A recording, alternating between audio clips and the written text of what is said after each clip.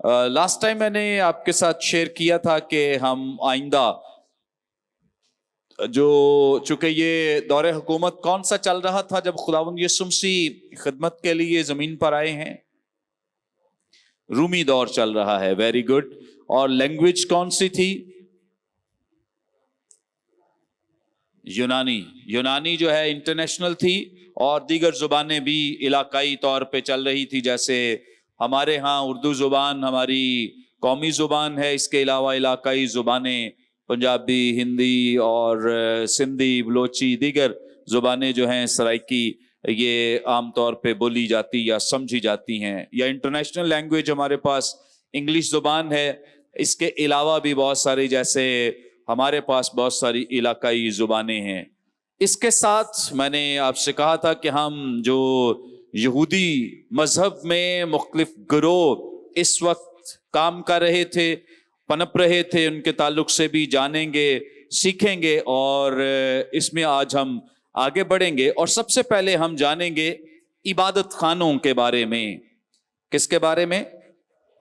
عبادت خانے کے بارے میں. کوئی بتا سکتا ہے عبادت خانے کے تعلق سے کیا آپ کو انڈرسٹینڈنگ ہے، یا کیا آپ کو علم ہے یا ادراک ہے؟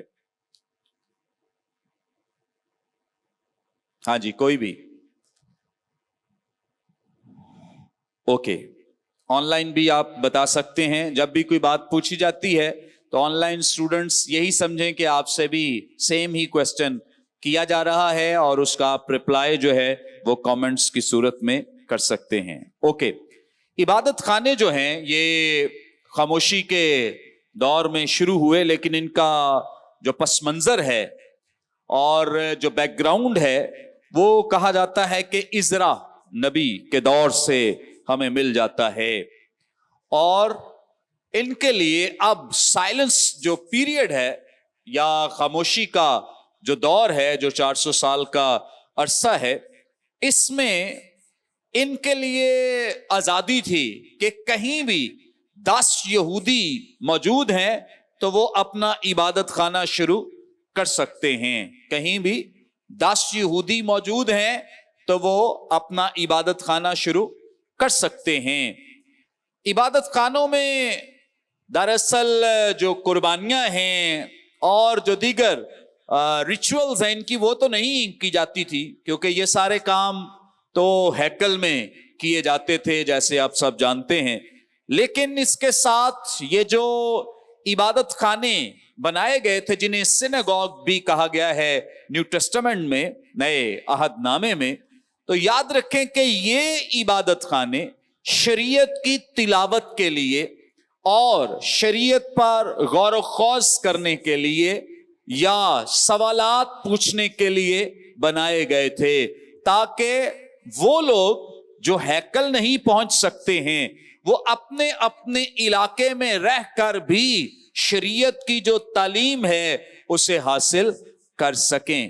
ہاں جی، سمجھ آ رہی ہے کہ جہاں جہاں یہودی مقیم ہیں وہ اپنے اپنے ایریا میں رہ کر اپنی جو شریعت ہے اس تعلیم کو حاصل کریں، کیونکہ ہیکل میں پہنچنا بہت دشوار ہو چکا تھا. دور دور علاقوں میں لوگ رہتے تھے، سواری کا اتنا انتظام نہیں تھا. سال بعد لوگ یہاں پر جاتے تھے قربانی چڑھانے کے لیے اور یا کسی اور عید میں شمولیت اختیار کرنے کے لیے، لیکن ہر روز ہیکل میں جانا جو ہے یہ پاسبل نہیں تھا، ممکن نہیں تھا. ہاں، جو لوگ یروشلم یا گرد و نواح میں رہتے تھے ان کے لیے تو یہ پاسبل تھا، ممکن تھا، لیکن عام لوگوں کے لیے یہ پاسبل نہیں تھا.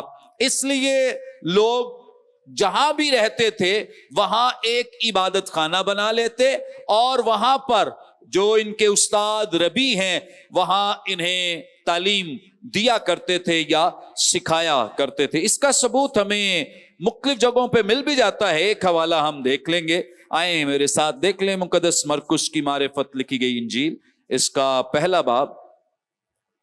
اگر آپ کے پاس بائبل مقدس ہے تو ضرور آپ اس کو تلاوت کر سکتے ہیں، آگے بھی آ سکتے ہیں.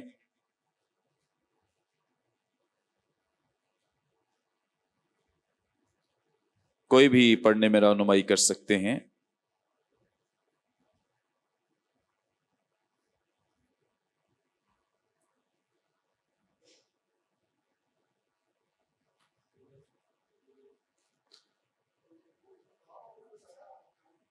मुकद्दस मरकुस की मारिफत लिखी गई इंजील, इसका पहला बाब 21वीं आयत।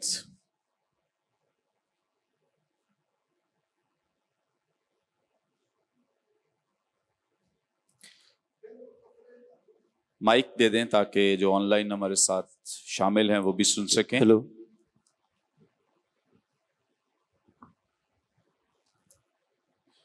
कलाम मुकद्दस में से हम देखेंगे मुकद्दस मरकुस की अंजील, उसका पहला बाब और उसकी 21 आयत से। फिर वो कफरनहूम में दाखिल हुए और वो फिलफौर सब्बत के दिन इबादत खाना में जाकर तालीम देने लगा, और लोग उसकी तालीम से हैरान हुए क्योंकि वो उनको फकीयों की तरह नहीं बल्कि साहिब इख्तियार की तरह तालीम देता था। बस ठीक है, वेरी गुड। खुदावंद यीशु मसीह जाकर क्या कर रहे हैं? इबादत खाने में जाकर क्या कर रहे हैं? तालीम दे रहे हैं। सो इबादत खाने का जो बड़ा मकसद था वो यही था कि लोग यहाँ पर आकर शरीयत की तालीम सीख सकें। और आज जो आपको चर्च नजर आता है या चर्च बिल्डिंग्स नजर आती हैं, कहा जाता है कि बहुत हद तक ये इबादत खाने ही की शक्ल है जो आज चर्च बिल्डिंग्स आपको दिखाई देती हैं। यानी यही काम इबादत खानों में होता था और यही काम आज चर्च में हो रहा है कि खुदा के कलाम को सिखाया और उसकी प्रीचिंग की जाती है। इसके बाद सिनहेड्रन, ये तमाम चीजें इसलिए आपको बताई जा रही हैं ताकि न्यू टेस्टामेंट को अंडरस्टैंड करना, समझना हमारे लिए आसान हो सके। सो इबादत खाने का इसलिए सीखा है जाके जब हम न्यू टेस्टामेंट नया अहदनामा पढ़ेंगे तो यकीनन इसमें बहुत दफा इबादत खानों का तज़किरा आएगा, तो आप इसको अंडरस्टैंड कर सकें, समझ सकें। इसके बाद सिनहेड्रन, व्हाइट बोर्ड यार लगा दें जरा। सिनहेड्रन एक यूनानी लफ्ज है, इसका मतलब है जमात, कांग्रीगेशन, असेंबली या काउंसिल भी इसका मतलब लिया जाता है। सो इसकी इब्तदा कहा जाता है कि गिनती की किताब, अगर आप देख लें मेरे साथ, अगर आपके पास बाइबल मुकद्दस मौजूद है तो जरूर देखें। गिनती की किताब और इसका 11वां बाब और इसकी 16वीं आयत, कोई भी पढ़ने में रहनुमाई करे।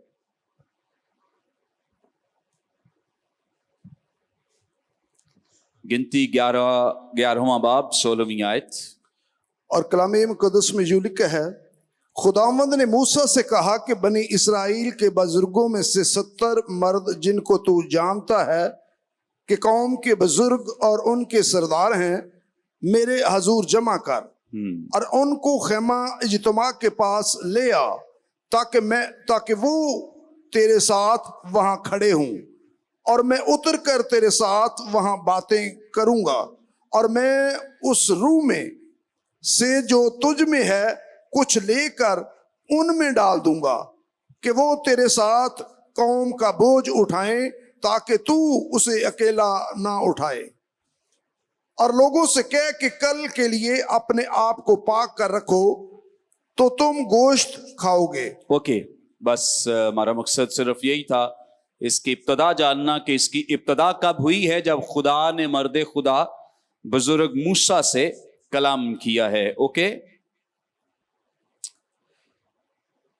वैसे तो इनकी तादाद 70 यहां भी मुकर्रर की गई है, लेकिन एक इसमें और इजाफा हुआ जब इसमें सरदार काहिन के तौर पर इसका जो लीडर है या सरबराह है या रहनुमा जो है उसको शामिल किया गया। अब कहा जाता है कि जो इसकी तादाद थी वो 71 लोगों पर थी। 70 तो इसके मेंबर्स थे और एक इसका रहनुमा लीडर जो इस वक्त सरदार काहिन हुआ करता था। इस लिहाज से इसकी तादाद कितनी थी? 71 लोगों पर मुश्तमिल थी। नए अहदनामे में इसे सदर अदालत कहा गया है। क्या कहा गया है? सदर अदालत। आए जरा मेरे साथ देख लें मुकद्दस यूहन्ना रसूल की मारिफत लिखी गई इंजील, अगर आपके पास बाइबल मुकद्दस है तो जरूर देखें। मुकद्दस यूहन्ना रसूल की मारिफत लिखी गई इंजील इसका 18वां बाब 12वीं आयत से 14वीं आयत तक।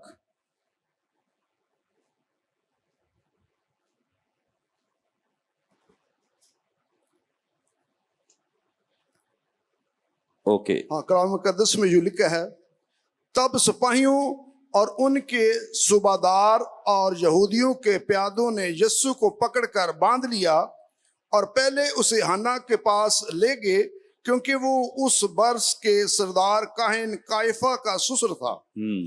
ये वही काइफा था जिसने यहूदियों को सलाह दी थी कि उम्मत के वास्ते एक आदमी का मरना बेहतर है। Very good. इसके बाद 19वीं आयत से 23वीं आयत, ये पैसेज आपने सुन लिया है, अब सुने 19वीं आयत से। फिर सरदार काहिन ने यीशु से उसके शागिर्दों और उसकी तालीम की बाबत पूछा। यीशु ने इसे जवाब दिया कि मैंने दुनिया से एलानिया बातें की हैं।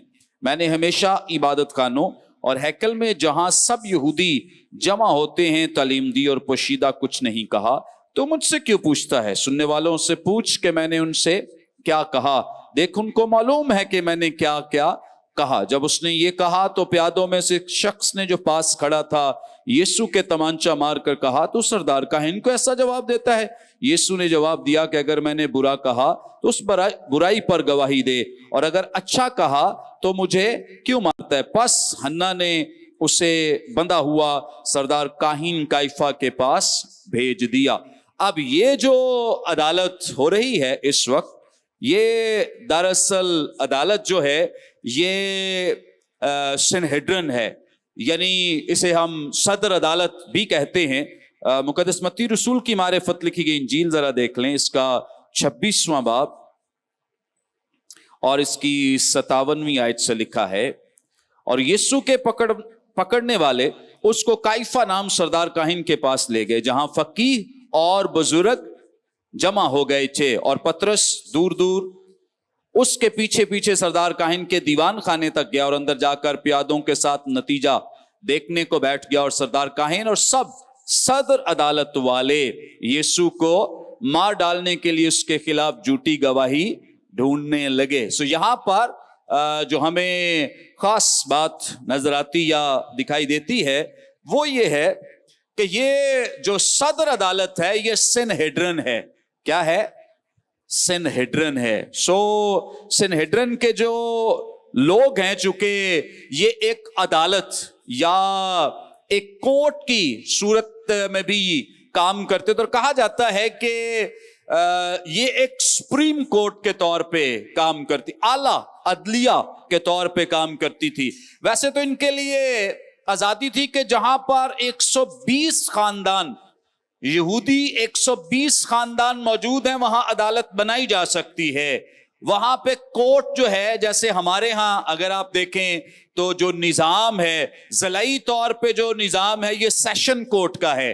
फिर अगर आप इससे हायर लेवल पे जाएं तो हाई कोर्ट्स हैं, और उसके बाद आखिरी जो बड़ी अदालत है हमारे पास वो सुप्रीम कोर्ट है। सो यही निजाम जो है ये एक्चुअली राइज था यहूदियों में कि जहां जहां 120 खानदान या इससे कम भी मौजूद हैं तो कम से कम वो अपने अदलो इंसाफ के लिए सिनहेड्रन तक ना जाएं, या वहां चूंकि पहुंचना मुश्किल है तो जैसे इबादत खानों के लिए इनके पास आजादी थी, वो तो आजादी थी 10 लोगों के लिए। लेकिन यहां पर रिस्ट्रिक्शन ये है कि अगर आपके पास 120 खानदान, और वो खानदान भी कौन से होंगे? यहूदी खानदान। सो अगर इतने लोग मौजूद हैं, इतने खानदान मौजूद हैं, तो आप वहां पे एक सेशन कोर्ट बना सकते हैं, या आप ऐसी अदालत बना सकते हैं कि जो छोटे मुकदमात हैं वहां पर फैसल हो सके। सो अपने अपने एरिया में, इलाके में बनाने की इजाजत थी। ऐसी कोर्ट्स जो हैं वो बनाई जा रही थी। लेकिन आला तरीन जो अदालत है या सुप्रीम कोर्ट है ये इन 70 बुजुर्गों पर ही मुश्तमिल थी, जिसका जो लीडर है, रहनुमा है, वो सरदार काहिन हुआ करता था। और इसमें कहा जाता है कि 24 काहिन मौजूद होते थे। काहिनों की तादाद कितनी थी? 24। यानी ये जो 70 की तादाद है इसमें मैं बता रहा हूं 24 काहिन थे और 24 ही बुजुर्ग, 24 ही काहिन और 24 ही बुजुर्ग और 22 फकीह मौजूद होते थे। कितने? 22 फकीह, स्क्राइब्स भी जिन्हें कहा जाता है, ये मौजूद होते थे। जैसे हमने पढ़ा है, खुदावंद यीशु मसीह को सदर अदालत का सामना करना पड़ा, यानी जो अदालत जिसके सामने खुदावंद यीशु मसीह को पेश किया गया था सबसे पहले, वो कौन सी थी? सनहेड्रिन या सदर अदालत।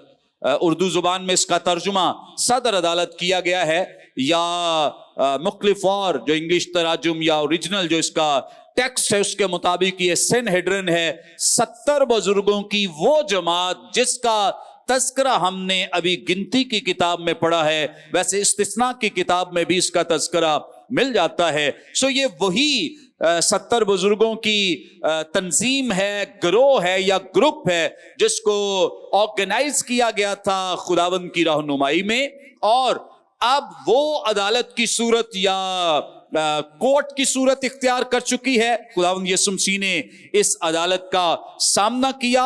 हाँ, इस कोर्ट के जो इख्तियारात हैं वो अगरचे बहुत ज्यादा थे, लेकिन फिर भी लिमिटेड थे। लिमिटेड इसलिए थे क्योंकि जो रूमी गवर्नमेंट है वो अलाउ नहीं करती थी, इजाजत नहीं देती थी कि ये किसी पर भी जो कैपिटल पनिशमेंट है या किसी पर सजाए मौत जो है उसको लागू करे। उसके लिए इन्हें जरूरत होती थी कि ये रूमी गवर्नमेंट की हेल्प लें या मदद लें। आपको पता है कि इन्होंने सारे काम खुद किए, लेकिन सजाए मौत के लिए या सलीब देने के लिए, मसलूब करने के लिए किनका इख्तियार इस्तेमाल किया गया? रूमी गवर्नमेंट का, या रूमी अदालत में दोबारा इस पे केस जो है चलाया गया। सो इस एतबार से ना सिर्फ खुदावंद यीशु मसीह ने इसका सामना किया, बल्कि अगर आप मेरे साथ देखें रसूलों के एमाल, इसका 4था बाब और इसकी पहली 7 आयत, कोई भी पढ़ने में रहनुमाई करें। रसूलों के एमाल, इसका 4था बाब और इसकी पहली 7 आयत। कलाम मुकद्दस में यूं लिखा है, जब वो लोगों से ये कह ही रहे थे तो काहिन और हाइकल का सरदार और सदूकी उन पर चढ़ आए और वो सख्त रंजीदा हुए, क्योंकि ये लोगों को तालीम देते और यीशु की नज़ीर देकर मुर्दों के जी उठने की मनादी करते थे। और उन्होंने उनको पकड़कर दूसरे दिन तक हवालात में रखा, क्योंकि शाम हो गई थी। मगर कलाम के सुनने वालों में से बतेरे ईमान लाए, यहाँ तक कि मर्दों की तादाद 5000 के करीब हो गई।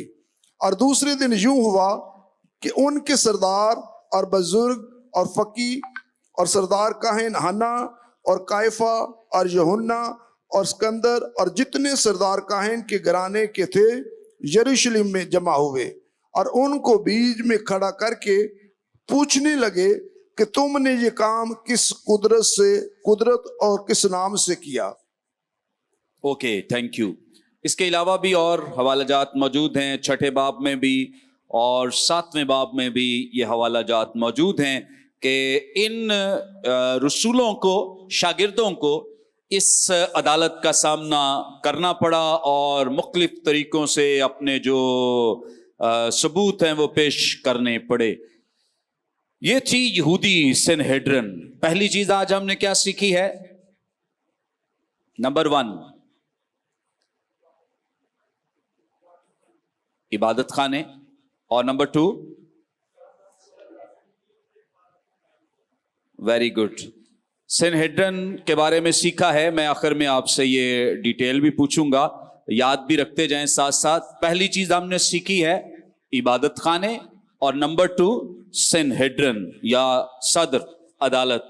नंबर 3 काहिन। नंबर 3 क्या है? काहिन। काहिन का इंतखाब अगरचे बाइबल मुकद्दस के मुताबिक खुदा करता था, लेकिन अब ये जो ओहदा है खास तौर पे सरदार काहिन का, ये ओहदा जो है अब बहुत हद तक सियासी नोयत का बन चुका था और इसको पॉलिटिसाइज किया गया। اور اس کو خاص استعمال کرتی تھی رومی گورنمنٹ، کیونکہ رومی گورنمنٹ جانتی ہے کہ یہودیوں میں اب جو سب سے بڑا عہدہ ہے وہ چونکہ کون سا ہے؟ سردار کاہن کا ہے۔ جب سے ان میں بادشاہ کا اختتام ہو گیا ہے یا بادشاہ ان کے ہاں مقرر نہیں ہوتے، تب سے لے کر اب تک یہ خداوند یسوع مسیح کے دور تک ان کا جو سربراہ وہی ان کا بادشاہ، وہی ان کا نبی اور وہی ان کا کاہن، اور اس کو ہی یہ سب کچھ اپنا سمجھتے تھے۔ اس لیے جو رومی لوگ ہیں وہ اس کو پولیٹیسائز کرتے تھے اور اپنے مطلب کا بندہ لا کر سردار کاہن بنا دیا کرتے تھے۔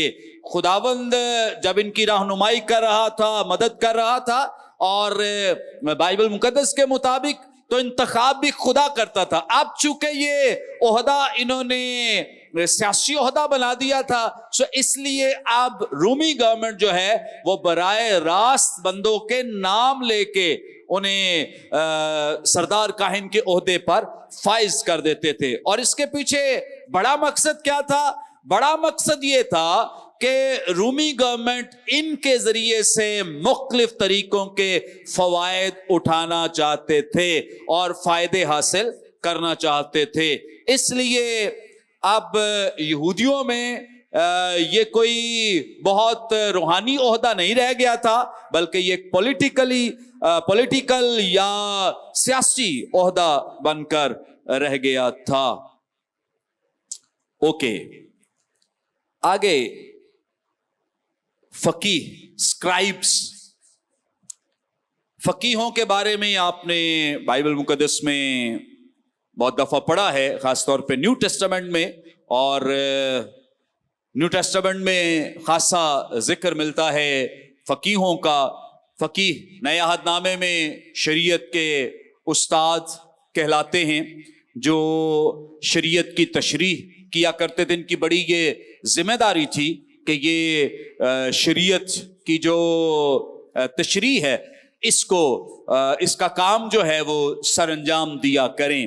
اور اسکرائبس یا فقیہ جو ہیں، ان کی جو پہلے ڈیوٹیز میں شامل تھا کہ یہ شریعت کی، یعنی جو ریٹن ان کے پاس مواد تھا اس کی نقول بنایا کرتے تھے، یا کاپیاں جو ہیں وہ نقل کیا کرتے تھے۔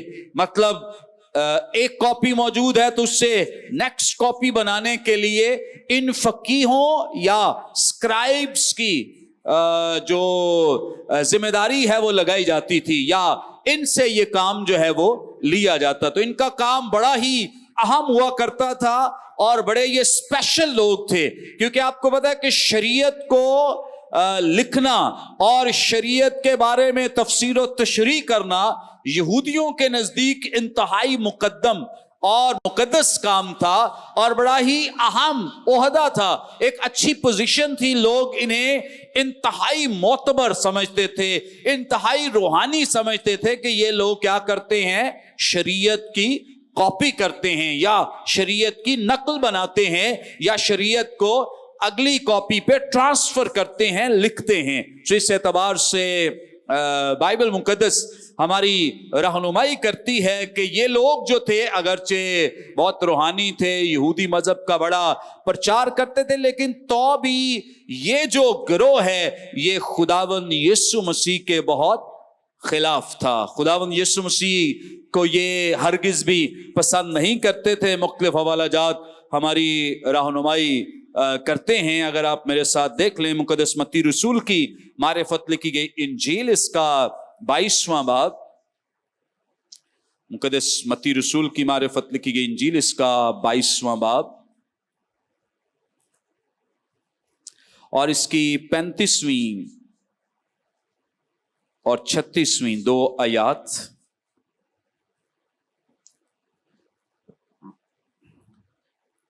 لکھا ہے، اور ان میں سے ایک عالم شرع نے آزمانے کے لیے اس سے پوچھا، اے استاد، توریت میں کون سا حکم بڑا ہے؟ اس نے اس سے کہا کہ خداوند اپنے خدا سے اپنے سارے دل اور اپنی ساری جان اور اپنی ساری عقل سے کیا کر؟ मोहब्बत रख। सो ये बड़ी प्लानिंग के तहत खुदावंद यीशु मसीह के पास आते और अक्सर ये खुदावंद यीशु मसीह से ऐसे सवालात किया करते थे या सवालात पूछा करते थे जिनसे इनकी कोशिश ये होती थी कि किसी तरह से खुदावंद यीशु मसीह को किसी भी तरीके से फंसाया जाए और उस पर कोई मुकदमा चलाया जाए, कोई इल्जाम लगाया जाए कि इसने फलां फलां काम जो है ये गलत किया। और भी बहुत सारे सबूत आपको मिल सकते हैं। मुकद्दस मरकुस की मारिफत लिखी गई इंजील, इसका 12वां बाब अगर मेरे साथ देख लें, मुकद्दस मरकुस की मारिफत लिखी गई इंजील, इसका 12वां बाब और इसकी 28वीं आयत देखें। लिखा है, और फकीहों में से एक ने उनको बहस करते सुनकर जान लिया कि उसने उनको खूब जवाब दिया है। वो पास आया और उससे पूछा, वो पास आया और उससे क्या किया, पूछा कि सब हुक्मों में अव्वल कौन सा है। सो ये खास इनके पीछे पर्पस या मकसद, और खास जो बड़े स्क्राइब्स थे, फकीह थे, वो अपने शागिर्दों को भी भेजा करते थे, जाकर यीशु मसीह से सवाल करो, पूछो, और यीशु मसीह से फलां फलां चीज जो है वो दरियाफ्त करो, और जाकर तो पूछकर हमें जवाब दो कि वो इस चीज का क्या जवाब देता है। मकसद क्या था पीछे? खुदावंद यीशु मसीह को फंसाने का, फरेब देने का, नुकसान पहुंचाने का, मुकदमा चलाने का, इल्जाम लगाने का। और इसकी रीजन क्या हो सकती है? हाँ जी, क्या इसकी वजह हो सकती है?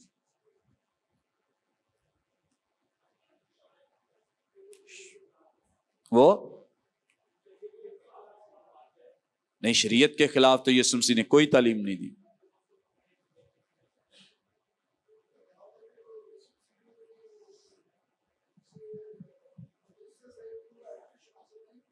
हाँ, ये एक पॉइंट है कि खुदावंद यीशु मसीह ने किसी मदरसे से तालीम नहीं पाई है या खास इन रबियों में से किसी से नहीं सीखा है।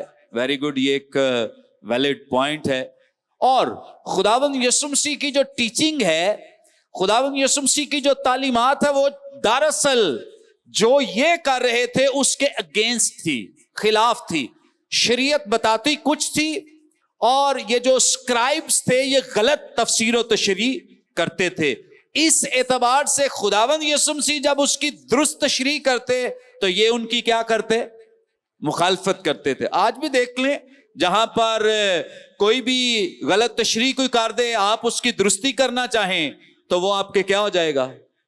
खिलाफ हो जाएगा। बल्कि उसके साथ बहुत सारे साथी मिल जाएंगे कि नहीं जी नहीं, ये बंदा ठीक कह रहा है, नहीं जी नहीं, ये बंदा ठीक कह रहा है, और बिला वजह आपके अगेंस्ट हो जाएंगे, अगरचे आप दुरुस्त क्यों नहीं बात कर रहे। तो यही काम इस वक्त हो रहा है कि स्क्राइब्स वो सब कुछ बता रहे हैं और प्रैक्टिकली भी वो करते हैं जो शरीयत में मौजूद भी नहीं है। और इसी तरह से वो खुद बहुत सारे अहकामात को इग्नोर कर देते, लेकिन जो आम लोग थे उनको वो शरीयत की एक एक चीज पर अमल पैरा होने की तालीम देते। यीशु मसीह ने कहा कि तुम उन पर तो इतना बोझ जो है वो लाद देते और खुद उंगली से भी इसको उठाना पसंद नहीं करते हो, यानी खुद छोटे काम को भी मानना पसंद नहीं करते और उनके लिए एक लंबी डिटेल बनाई हुई है तूने आप लोगों ने अहकामात की। और चूंकि वो बेचारे यहूदी जो हैं, आज भी आम जो मासूम लोग हैं, उनको आप कुछ भी सिखा दें वो सीख जाते हैं। इसी तरह से उस वक्त यहूदी भी रबियों को, चूंकि उस्तादों को और फकीहों को समझते थे कि ये खुदा के बहुत करीब हैं और जो शरीयत को बयान करते हैं, सो इनकी मनवन वो एक्सेप्ट करते, कबूल करते, जो भी ये कहते थे वो मान लिया करते थे। इस एतबार से खुदावंद यीशु मसीह ये नहीं करते थे, इसलिए खुदावंद यीशु मसीह के साथ इनका खास क्लैश शुरू हो गया। इसके बाद एक और फिरका या ग्रोह, फिरका नहीं कहना चाहिए, मुझे भी नहीं कहना चाहिए, तो ग्रोह या ग्रुप फरीसी, हाँ जी, फरीसियों के बारे में कितने लोगों को इल्म है? ऑनलाइन भी बता सकते हैं। Very good.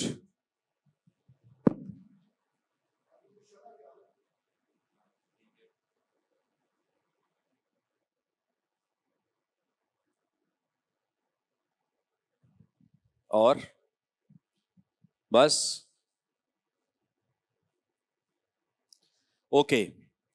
फरीसियों का जो जिक्र है नया अहदनामे में तकरीबन 98 से जायद मर्तबा मिलता है न्यू टेस्टामेंट में। और लफ्ज फरीसी का मतलब है सेपरेटेड, अलग किया हुआ। ओके, क्या मतलब है? अलग किया हुआ, सेपरेट किया हुआ। ये अपने मजहब के लिए बहुत सरगर्म थे, इन्हें बड़ा रिजिड समझा जाता था, बहुत कदामत पसंद समझा जाता या कहा जाता था। जोसेफस मौरिख के मुताबिक इस वक्त तकरीबन 6000 से ज्यादा लोग इस ग्रुप में शामिल थे। यहूदियों के नजदीक इनकी बहुत कदर कीमत थी। यहूदियों से अगर कोई पूछता ना कि आप यहूदियों में से या आपके जितने गिरोह या ग्रुप्स हैं उनमें से सबसे ज्यादा रूहानी कौन है, तो वो क्या जवाब देते थे? फरीसी। कौन ज्यादा रूहानी है? फरीसी। क्योंकि सबसे ज्यादा शरीयत पर अमल करने की के लिए जो अपने आप को पेश करते या दिखाते थे कि जो शरीयत पर सबसे ज्यादा अमल करते हैं वो कौन है? फरीसी हैं। यानी ये जो गिरोह है या ग्रुप है ये अपने आप को पेश करता था कि हम सबसे ज्यादा रूहानी हैं। कोई भी इतना शरीयत पर अमल नहीं करता जितना हम करते हैं। सो उन्होंने लंबे लंबे चोगे पहने होते और इसी तरह से अपने सर जो हैं वो ढांके होते थे और दीगर जो भी वो अपना जाहिरी सूरत में दिखा सकते थे, कर सकते थे, वो अपनी इन तमाम चीजों को इस तरह से बनाते या सुमारते थे ताकि लोगों को इस बात का इल्म हो सके कि हम जो हैं वो सबसे ज्यादा क्या हैं? रूहानी हैं या शरीयत के करीब हैं या पास हैं। इसके लिए अगर आप मेरे साथ देख लें, अगर आप इसकी पिक्चर देखना चाहते हैं तो आपको बड़ी क्लियर पिक्चर नजर आ जाएगी। मुकद्दस मत्ती रसूल की मारिफत लिखी गई इंजील, इसका 23वां बाब और इसकी पहली आयत से लिखा है, उस वक्त यीशु ने भीड़ से और अपने शागिर्दों से ये बातें कहीं कि फकीह और फरीसी मूसा की गद्दी पर बैठे हैं, बस जो कुछ वो तुम्हें बताएं वो सब क्या करो और मानो, लेकिन उनके से काम ना करो, क्योंकि वो कहते हैं और करते नहीं। वो ऐसे भारी बोझ जिनको उठाना मुश्किल है बांध कर क्या करते हैं? लोगों के कंधों पर रखते हैं, मगर आप उनको अपनी उंगली से भी हिलाना नहीं चाहते। वो अपने सब काम लोगों को दिखाने को करते हैं, क्योंकि वो अपने तावीज बड़े बनाते और अपनी पोशाक के किनारे चौड़े रखते हैं और जियाफ्तों में सद नशीनी और इबादत खानों में ये उनकी निशानियां हैं। आज भी ये निशानियां नोट कर लें, गौर करते रहा करें, क्योंकि वो अपने क्या करते? तावीज बड़े बनाते और अपनी पोशाक के किनारे चौड़े रखते हैं और जियाफ्तों में सदर नशीनी और इबादत खानों में आला दर्जे की कुर्सियां, बाजारों में सलाम, आदमियों से रबी कहलाना, उस्ताद कहलाना, डॉक्टर कहलाना और बिशप कहलाना और पता नहीं क्या क्या कहलाना, फादर कहलाना, बाप कहलाना पसंद करते हैं। कलाम में लिखा है, मगर तुम रबी ना कहलाओ, क्योंकि तुम्हारा उस्ताद एक ही है और तुम सब क्या हो? भाई हो। और जमीन पर किसी को अपना पापा क्या लिखा हुआ है अपना? पापा ही कहते हैं ना इसको इंग्लिश में, बाप को क्या कहते हैं? पापा। तो आज बहुत सारे पापे बने हुए हैं, तो मुझे बड़ी हैरत होती है कि कलाम में साफ लिखा है। ये कॉन्टेक्स्ट भी आप नोट कर रहे हैं, कॉन्टेक्स्ट भी वही है कि ये जो फकीह फरीसी थे ये अपने आप को पापा कहलवाना पसंद करते थे, लेकिन खुदावंद यीशु मसीह ने कहा कि ये तो ऐसा करते हैं, तुमने ऐसा नहीं करना है। यानी उस्ताद जो शागिर्द हैं, डिसाइपल्स हैं, कलीसिया है, ईमानदार है, चर्च है, उनसे ये कहा गया है कि जो काम ये फकीह फरीसी करते आए हैं, कर रहे हैं या प्रैक्टिस कर रहे हैं, तुमने ये प्रैक्टिस नहीं करनी है। तो अगर आज भी वो प्रैक्टिस जारी है तो इसका मतलब ये है कि अभी तक उस दौर में और आज के दौर में कोई फर्क नहीं है। क्या लिखा है यहां? और ना क्योंकि तुम्हारा उस्ताद एक ही और तुम सब क्या हो? भाई हो। और जमीन पर किसी को अपना बाप न कहो, क्योंकि तुम्हारा बाप एक ही है जो आसमानी है। और यहां पर खास जो कॉन्टेक्स्ट हमारी रहनुमाई करे, यहां जिस्मानी बाप की बात नहीं की जा रही है। बहुत क्लियर है, बहुत वाज़ेह है। अगर कोई से जिस्मानी बाप के साथ जोड़ता है तो कॉन्टेक्स्ट हमारी रहनुमाई करता है कि यहां जिस्मानी बाप की बात नहीं हो रही है। ये वही जो रूहानी पापा बनने की बात करते हैं, ये उनकी बात हो रही है, या रूहानी बाप होने का दावा करते हैं, उनकी बात। हाँ, एक बात और निगाह में रहे, याद रहे कि आप इस रिश्ते से डिनाई नहीं कर सकते। आप ये नहीं कह सकते कि ये एग्जिस्ट नहीं करता। बाइबल मुकद्दस में मुकद्दस पौलुस अपने फरजंद, रूहानी फरजंद को, मुकद्दस तिमोथियस को फरजंद कहकर भी पुकारते हैं और बहुत दफा तस्करा भी करते हैं इस रिश्ते का, लेकिन उन्होंने कभी भी एक्सपेक्ट नहीं किया कि उन्हें कोई पापा कहकर बुलाए या पुकारे, और ना ही उनके रूहानी फरजंद ने कभी उन्हें पापा कहकर पुकारा, ना बुलाया, ना ही बाइबल मुकद्दस इसका कोई सबूत देती है।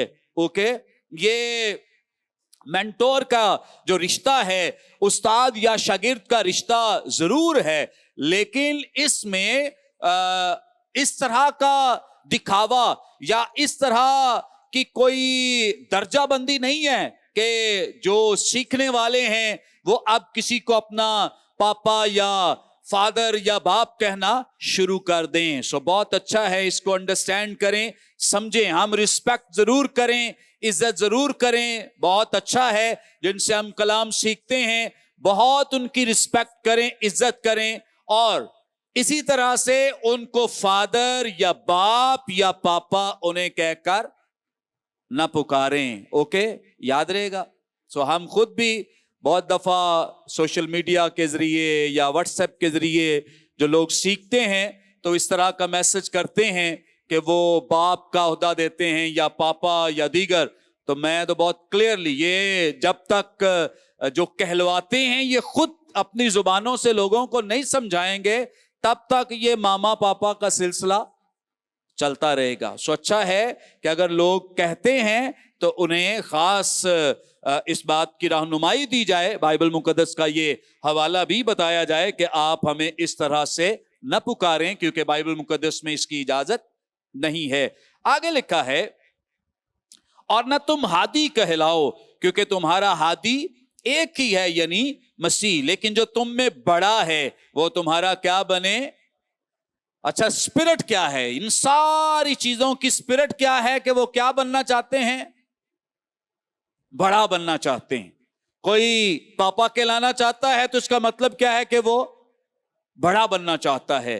कोई उस्ताद कहलाना चाहता है, जिसने पीएचडी नहीं भी की वो भी डॉक्टर बनना चाहता है, तो इसका मतलब क्या है कि वो बड़ा बनना चाहता है। या किसी जगह जाकर एक्सपेक्ट करता है कि किसी अच्छी जगह उसको बिठाया जाए, प्रोटोकॉल दिया जाए, तो उसकी स्पिरिट क्या है कि वो बड़ा बनना चाहता है। सो जो एक ट्रू डिसाइपल है, जो एक हकीकी शागिर्द है, वो ऐसा नहीं है।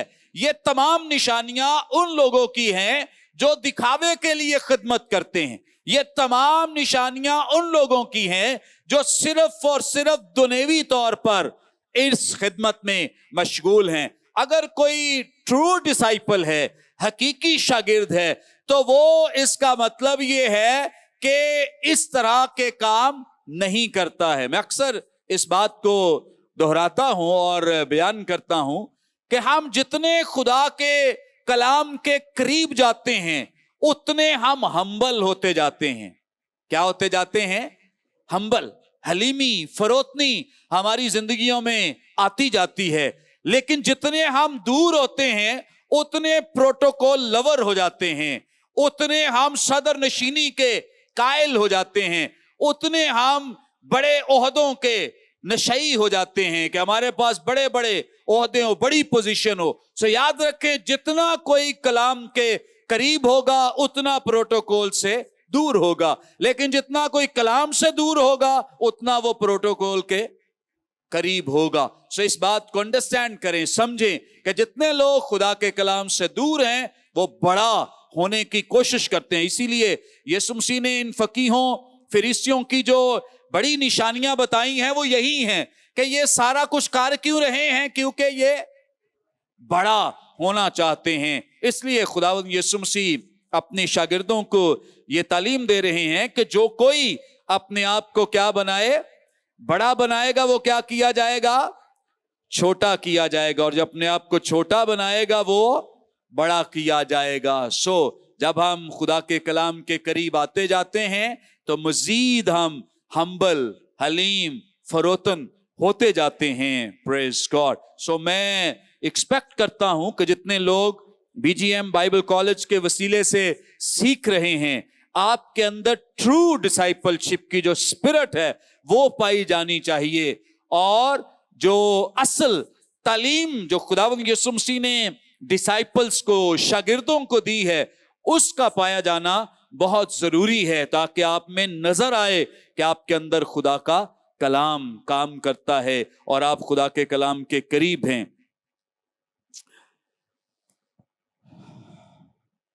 ان تمام چیزوں کے ساتھ اگرچہ یہ اپنے تائیں بڑے راست باز تھے, لیکن تو بھی خداوند یسوع مسیح کی مخالفت میں یہ کوئی کسر اٹھا نہ رکھتے تھے. بہت خداوند یسوع مسیح کی مخالفت کرتے جہاں موقع ملتا. اگر آپ دیکھنا چاہیں تو دیکھ بھی سکتے ہیں, مقدس متی رسول ہی کی معرفت لکھی گئی انجیل, اس کا 12واں باب اور اس کی پہلی 2 آیات میں یہ مرقوم ہے.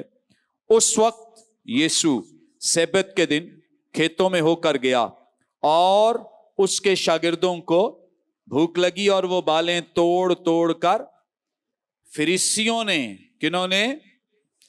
فریسیوں نے دیکھ کر کیا کیا؟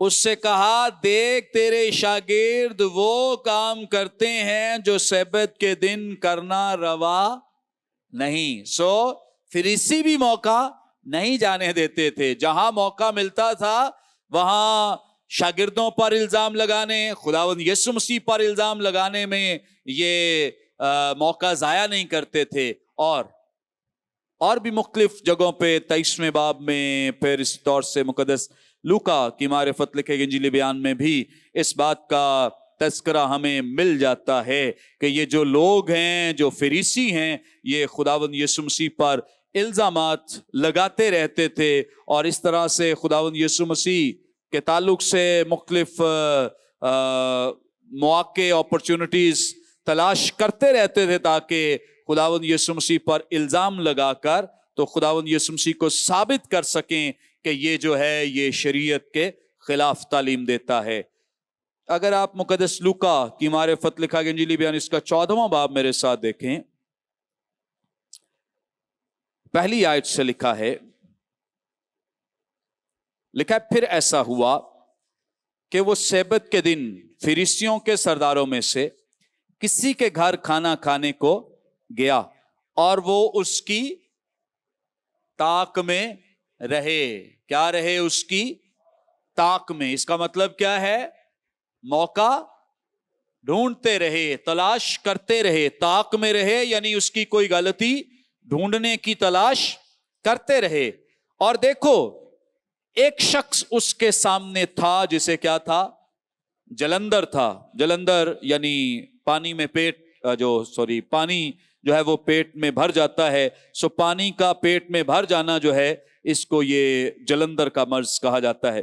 یسوع نے شرع کے عالموں اور فریسیوں سے کہا کہ سبت کے دن شفا بخشنا روا ہے یا نہیں؟ ہاں جی بتائیں.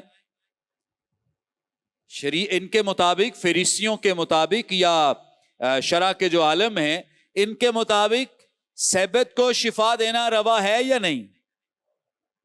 ہاں نہیں، ان کے مطابق شفا دینا روا نہیں ہے. انہوں نے اس پہ بھی قانون بنائے ہوئے تھے.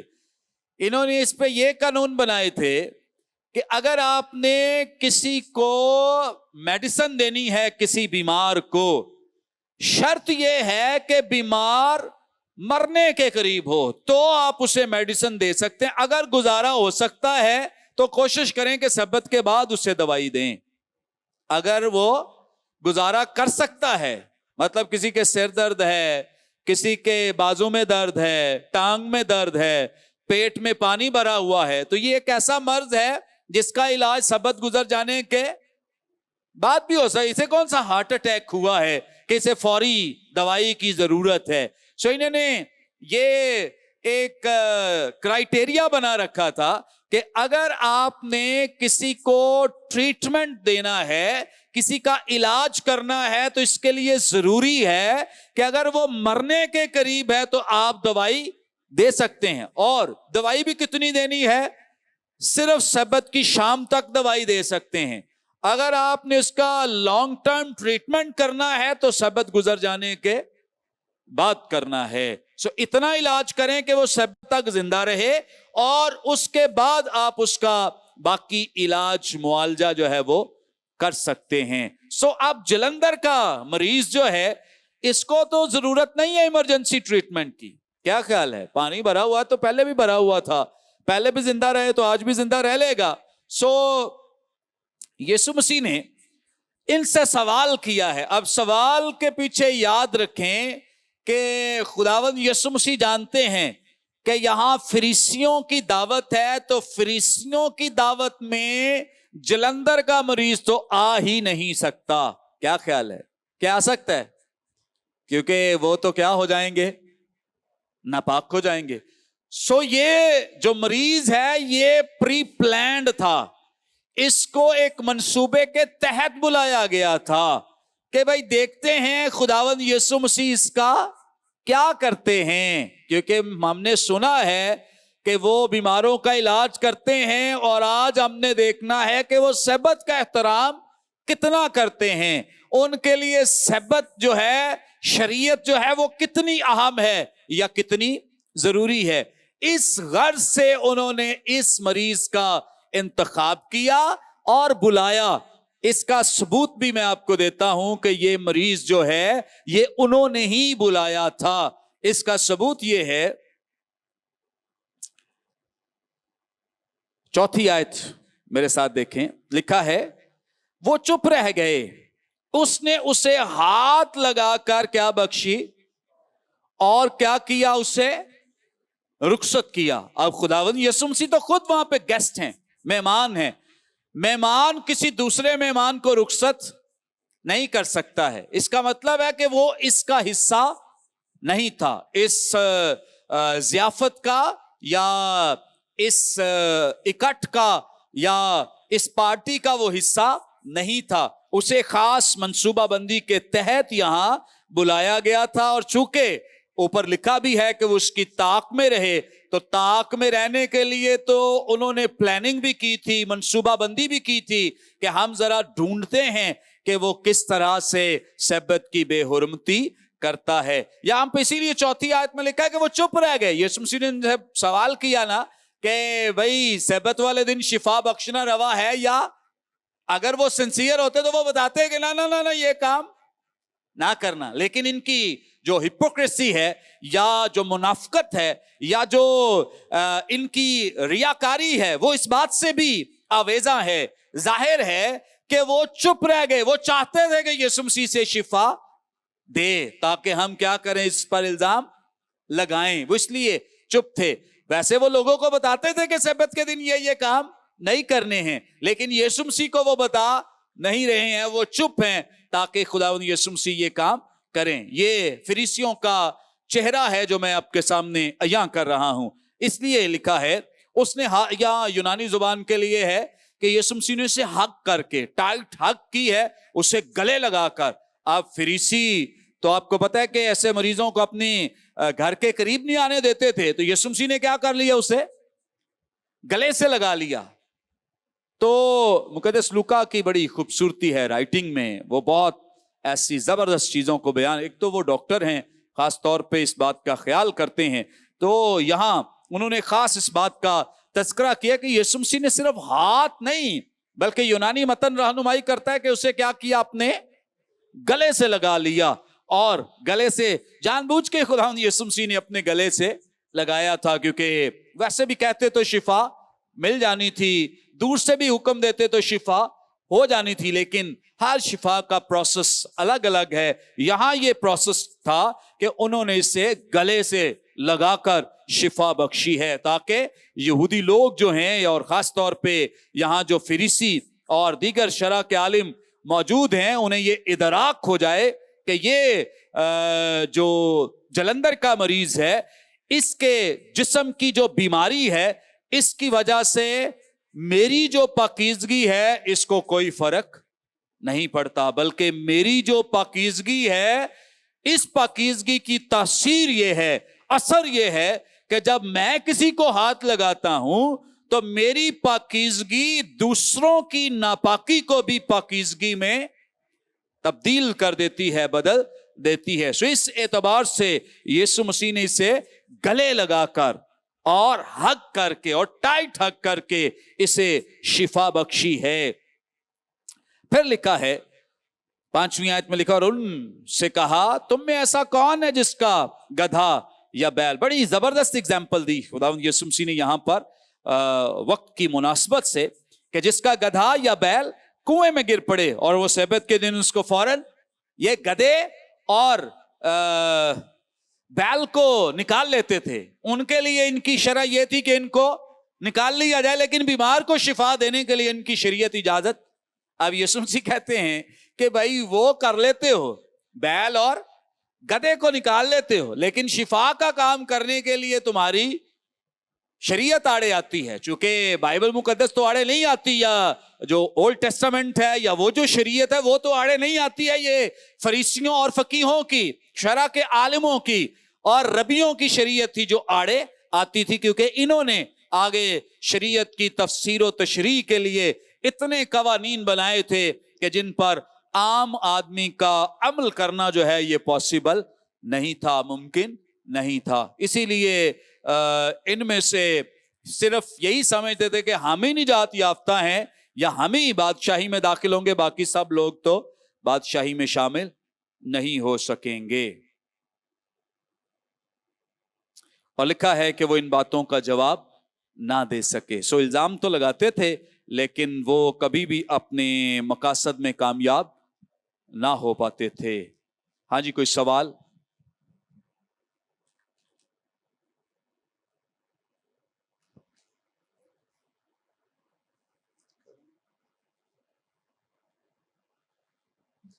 سر اس کا مطلب یہ نا کہ یہ جو حیوان ہے ان کو تو بچانا چاہتے تھے, لیکن انسان جو بیمار ہے وہ مر جائے, وہ مر جائے, اس کی لیکن حیوان جو ہے نا جس کو بچنا چاہیے. یہ غلط بات ہے. یس. اچھا, دوسرا یہ کہ وہ پیچھے ہم نے حوالہ متی 23 باب اس کی پہلی آیت سے لے کے 12 تک اس کی 5ویں آیت میں پڑھا تھا کہ وہ اپنے تعویذ جو ہیں وہ بڑے بناتے تھے. تو اس کا مطلب ہے کہ اس وقت کے دور میں بھی یہ تعویذ بنا کر لوگ گلے جو ڈالتے تھے ایسے. ویسے بائبل میں ایک جگہ میں نے بھی پڑھا ہے کہ وہ کہاں پہ کوئی حکم دیا گیا ہے کہ اپنے وہ تعویذ بنا کر اپنے وہ بازوؤں پر باندھنا, کچھ اس طرح کا. یس, ایکچولی وہ میٹافوریکلی کہا گیا تھا, جس کو انہوں نے لٹرلی تعویذ بنانا باندھنا شروع کر. جیسے خدا نے کہا کہ شریعت جو ہے یہ ٹکوں کی مانند, مطلب ایسے جیسے ٹکا لگا ہوتا ہے.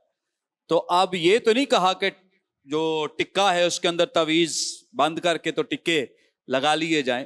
سو اولڈ ٹیسٹامنٹ میں دراصل मेटाफोरिकली कहा गया कि तुम शरीयत को इस तरह से अपने दरवाजों पर, दीवारों पर उठते बैठते तुम्हें नजर आ, यानी कहने का मतलब ये था कि हर वक्त शरीयत जो है ये तुम्हारे सामने रहे। तो अब इन्होंने इस काम को जैसे चोगे बनाना और उसके बाद बड़े चोगे बनाना, फिर उनके नीचे कई डिजाइन बनाना, अब ये सारा कुछ इन्होंने खुद से करना शुरू कर दिया था। और यानी कि वहां पे लिखा हुआ है कि वो जो दरवाजे हैं, चुगाटे हैं, दहलीजें हैं, बकायदा लिखा है कि तू उनके ऊपर लिखना।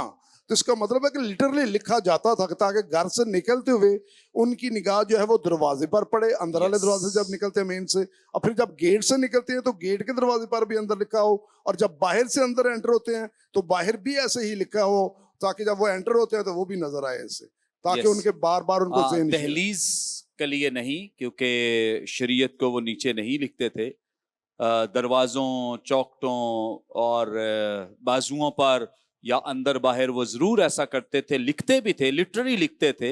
लेकिन तावीज इस तरह से बनाने या टिक्के लगाने के लिए मैं कह रहा हूं कि मेटाफोरिकली बयान किया गया कि शरीयत को इस तरह से अपने बच्चों के सामने रखना या अपनी जिंदगियों के सामने रखना ताकि तुम्हारे बच्चे जो हैं वो इसको अज़बर कर लें, याद कर लें।